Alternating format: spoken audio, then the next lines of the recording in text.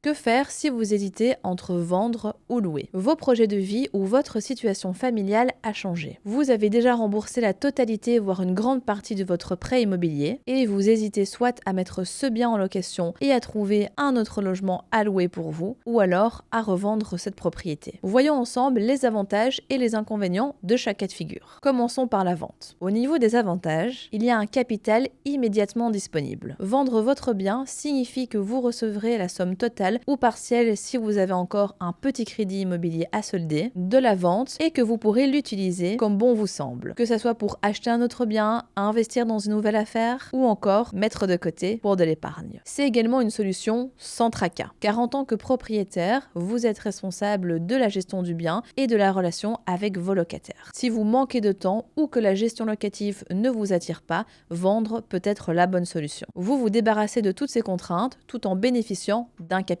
Également, vous ne payez plus de précompte immobilier. C'est la taxe annuelle que vous payez et qui est basée sur le revenu cadastral de votre propriété. En revanche, si vous choisissez de louer, le précompte restera à votre charge si vous louez une habitation. Le gros inconvénient, c'est la rente qui est nettement inférieure. Car si vous ne réinvestissez pas le capital de la vente dans un autre bien, par exemple en le plaçant sur un compte épargne à la banque, la rente générée sera bien inférieure à celle que vous pourriez obtenir en mettant votre logement en location. L'immobilier reste l'un des placements qui est le plus rentable. Parlons maintenant de la location. Au niveau des avantages, c'est l'assurance d'un revenu régulier. Vous avez la sécurité d'un revenu mensuel. Si vous avez besoin de cet argent, par exemple pour votre retraite ou pour d'autres projets, la location peut vous offrir cette stabilité. Également, vous restez en possession du bien. Si vous tenez particulièrement à votre maison ou votre appartement, cette solution peut être intéressante. Vous pouvez même envisager de revenir vivre dans votre bien immobilier d'ici quelques années ou de le léguer à vos enfants. C'est également une solution qui est pratique si vous partez pendant quelques mois ou quelques années à l'étranger. Voyons maintenant les inconvénients. Le premier, c'est le risque d'impayé. Bien que cela concerne seulement 2% des locations, le risque zéro n'existe pas. Il est donc important de vous demander si vous êtes à l'aise avec cette éventualité, en sachant que, rassurez-vous, des solutions existent et que c'est souvent beaucoup moins dramatique qu'on ne le pense. Également, cela va impliquer une gestion plus régulière. En tant que propriétaire, vous êtes redevable de nombreuses obligations vis-à-vis de votre locataire, notamment au niveau de l'entretien et de la gestion de certains contrats. Cela peut pour certaines personnes devenir une source de stress, surtout si vous ne souhaitez pas gérer ces tâches vous-même. Si vous ne souhaitez pas vous en occuper, bien évidemment, il y a toujours l'option de la gestion locative, mais cela va entraîner des frais supplémentaires. En conclusion, si vous n'avez pas un besoin immédiat de capital,